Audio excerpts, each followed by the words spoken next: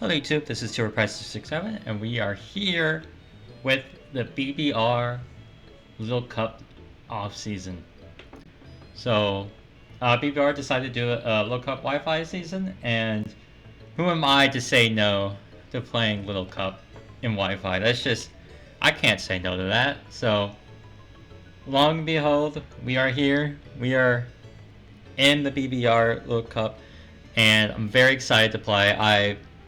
Big fan of Little Cup. It's been a while since I've done Wi-Fi Little Cup specifically, but I have been at least keeping up in Showdown Little Cup. But this is the first time I believe I'm.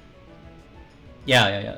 I confirm it. This is the first time I'm ever doing Paldea decks Little Cup. So excited to figure out how it goes. There a bunch of stuff aren't here, like the Ponytas aren't in the game, and berry juice also not in the game, so it makes it with the item clause. It makes it a little bit more difficult, as I can't just run 2 berry juice to a Violet and then did the last 2 with like Scarf, Life Orb, whatever. So it's gonna be a little bit more difficult in building, but all in all, I am here. I'm excited for it. So give a little bit of background. There is 16 coaches within the BBR Little Cup season. So it's split up into 2 divisions, Scarlet and Violet. I am, as you can see, part of the Scarlet division, and I got 8th pick, which is, for Little Cup, especially Paldea decks, is not a good place to pick, because you're missing out on all the top tiers, and so you're just kind of stuck with the second rung of Little Cup Pokemon. So I'm not getting anything broken like Shelter or Scraggy or Stunky. So, but first and foremost, starting out, we took Grookey. Now, this is Grookey without Grassy Glide. However, it's still a really good Pokemon. It can set up a grassy terrain for my team and be a good support in that way, in that regard. It's an excellent Scarfer with like U-Turn, Wood Hammer, Acrobatics if I want to run like a Grassy Seed set, as well as like access to Knock, which is also very huge, especially in Little Cup where there's item clause, so I can keep track of my opponent's items. So got Grookey. Now when drafting Grookey, you kind of want to, like, especially since I have the wheel pick, I want to get something that can complement Grookey and work very well with it. So I end up taking Elekid. So Grookey, one of the types that Grookey struggles against are flying types. Brave Bird Spam, especially since like a lot of flying types are faster than Grookey, or at least speed type Grookey. You don't really want to deal with it, so get something that can at least handle the flying types, and Elekid does a great job on that. It has the tied for fastest speed tier within Little Cup. It hits 20 speed, so it is tying with the Voltorbs and Diglett. So it can at least guarantee outspeed everything that most people would have, or like at least prove that like some Pokemon are Scarf, or I could be a Scarf set. And with Scarf Elekid, I can outspeed the whole entire meta, outside of, I think, what it like comes down to, or like Sunsweeper Bulbasaur, I believe is the only thing that would like speed tie Elekid, or anything like Unburdened Sweepers. So outside of that, Elekid just outspeed the whole entire metagame with the Scarf.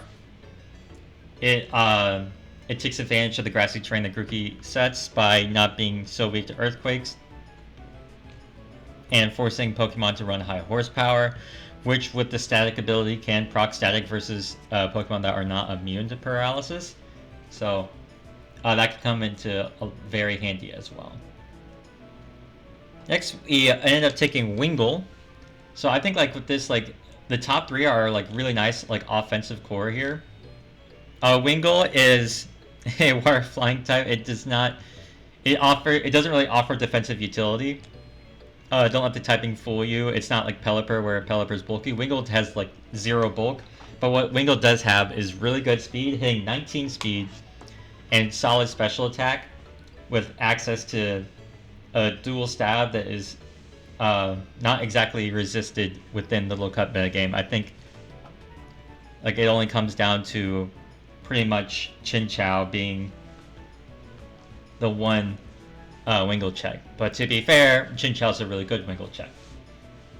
But with access to both knockoff U-turn, Wingle can act as a pivot and get rid of items, similar to how Grookey does, and Elekid this gen also getting access to knockoff, so I got knock spam thus far.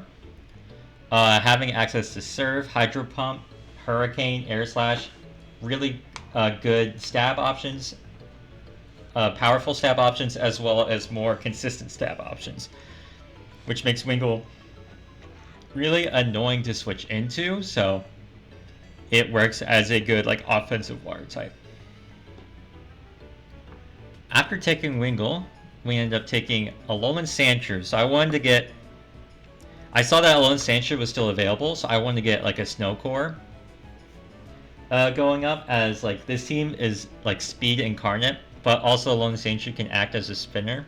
Though I'm not the biggest fan of like Alolan Sandshrew being a team's rapid spinner, because then you're just like, you're wasting turns to snow if it is in the snow, or you're like risking like taking like huge damage while trying to get a spin off outside of snow and kind of losing your snow sweeper that way. But overall, I think it is a fantastic snow sweeper, and its weaknesses being like fighting and fire.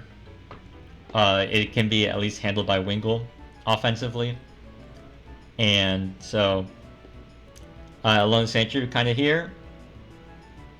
Great sweeper, works very well with the team, being able to kind of just spin away hazards so that Wingle and Elekid come in more freely, more consistently, as well as like acting as like the once again Snow Sweeper, so that it can handle most Scarf mons outside of, I think, yeah, it can, its max speed is 14, so it can outspeed every Scarfer outside the ones that hit 19 or 20 speed, which it will speed tie the 19 speed Scarfers, and it will be outsped by 20 speed Scarfers. But Elekid, the only like threatening Scarfer out of that bunch, I would say, is Elekid, because Diglett doesn't want to take an Ice Shard, and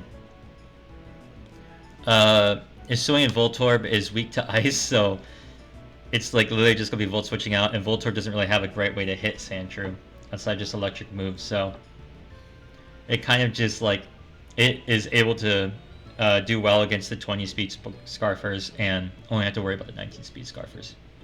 Next we have our Snow Setter. Now usually when I draft the sweeper, I like to take the setter later on. But originally I wanted Snover, but Snover was taken like within the same round. I took Alolan Sandshrew, which is wild. I don't think that a Snow Setter is worth it if you don't have Alolan Sandshrew, because then you're just paying overpriced for a mid-tier Snow Setter that like Alolan Vulpix, all it's going to do is like set screens, which in a draft format is easily handled with Brick Break and like, or Defog, and a lot of Pokemon get access to one of those moves, so it's kind of hard to keep screens up with Alolan Vulpix. And with Snover, it's just there to like kind of act as like, I guess, like a bulky grass type, but even then you are weak to fighting, you are quad weak to fire, you're weak to rocks. It's just like, it's kind of awkward. So I don't, unless you're drafting Snow, I don't think it's really worth taking. Unless you're like drafting Alolan Sandshrew, sorry, it's not really worth taking a Snow Setter. So all that being said, Snover was taken, and I was way too afraid to let Alolan Vulpix go, because I've seen many people draft Alolan Vulpix alone just for the screens. So I was like, I can't let that be me getting Alolan Sandshrew without the setter and kind of screw myself over. So I need to take a Snow Setter. So that's exactly what I ended up doing, is just taking Alolan Vulpix right after Alolan Sandshrew, which is like, Alolan Vulpix, I think Snover is definitely the better Snow Setter of the two, because I think Snover just offers more both offensively and defensively than Alolan Vulpix does. Alolan Vulpix kind of just gets walled by fire or steel types. and as well as like it doesn't do great versus ice types, funnily enough, but it is what it is. So I ended up just taking Alolan Vulpix. At least I have like fast screens. You can set screens. It's like a reliable way to get a snow up so that Alolan Sandshrew can sweep later on. Next we have Numel. Now I've wanted to use Numel for a while. This is more of like I just want to use this Pokemon because one, Numel works great within grassy terrain with a Flame Charge Grassy Seed set to where you can get +2 defense in grassy terrain so that Earthquakes are doing literally nothing to Numel. And then you can Flame Charge up, get to +2 speed, and then Numel becomes a huge threat with Fire Blast, Earth Power. It's just this dual stab, making it such a nuisance to like have to take on. And like once again, and then it has access to growth so that it can get to +2/+2 without the sun being up. And if the sun is up, it gets to +4/+4, which is just hilarious because it's simple. So I'm just excited to use Numel. I think, as I just discussed, I think what like one team like Snow struggles against is sun. So Numel can actually take advantage of sun and use it to its own benefit with growth and like flame charge sets to where like Numel is able to just like take advantage of the sun and kind of like make my opponent think twice about having to set sun, which means Alolan Sandshrew can be used more freely as the Snow Sweeper. After Numel, we have Alolan Grimer. And at this point, I was like, okay, I wanted like a bulky Pokemon. Like a lot of my team is very offensively threatening, but not a lot of bulk. Like Alolan Sandshrew, physically bulky, and Numel are like my two bulky options. So like let's get a Pokemon that can just sit on so many my opponent's Pokemon for hours. Also works very well with Grookey, as Grookey sets grassy terrain, making my opponent's grass types a lot more powerful and a lot scarier. Alolan Grimer can at least handle them rather well, and then threaten stuff with like knockoff, Poison Jab with Poison Touch, Giga Drain even for stuff like the ground rock types that seem to frequent the tier. And then it also has access to Shadow Sneak as like last second chip on a lot of Pokemon to bring them down. So I think Alolan Grimer just, and once again, its ground weakness is helped by the fact that grassy terrain is up, so that Earthquake isn't doing a lot to it. So it just becomes something that can survive for a while. Next we took Makuhita. At this point, I was running low on points, and I was like, okay, I need a fighting type. I think fighting type is like one of the most important types within the Little Cup, so not having a fighting type by this point was kind of scary. I was like, okay, how many points do I have left? Alright, not a lot. I think at this point it was like Riolu and Makuhita were the two options left, and I don't really like Riolu as a fighting type unless it's able to set up snow, and Riolu can't set up snow. So it's like, okay, so let me take a different fighting type, and then comes Makuhita with also access to Thick Fat to like better take on fire types and ice types, though I'm more worried about fire types as Alolan Sandshrew, Alolan Vulpix, and Grookey don't really like fire types, and then Wingull's bulk is not exactly great, so it also can't really handle fire types. So at least with Makuhita and his Thick Fat ability, I am able to take on the fire types that would otherwise threaten most of my team. And finally, I had just a few points left. If you look at my team, you kind of come to realize that I don't really have good switch-ins to like fighting types, and there's a lot of threatening fighting types in this tier. There's Timber, Scraggy, and Crabrawler, just to name like the big three. And they can all just like click their like fighting stats versus me and kind of just blow through this team. Wingull is not, once again, a good defensive Pokemon, so it's not going to be able to like check the fighting types defensively. So I need something that can at least take a close combat or a Drain Punch.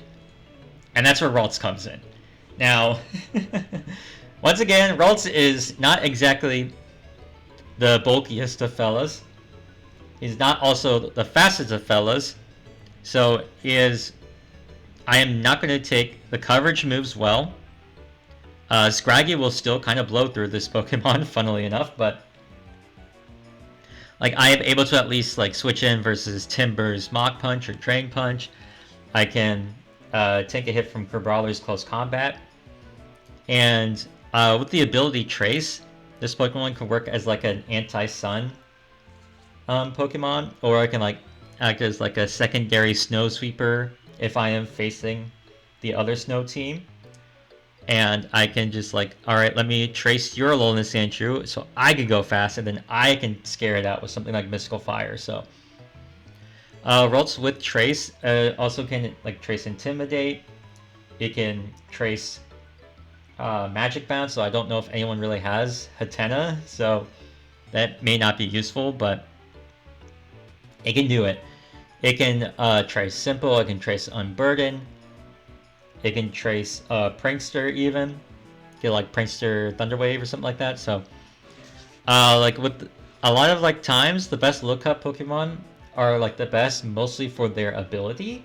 So I can use Ralts to take advantage of that and like steal some abilities for myself. So yeah, that is the team.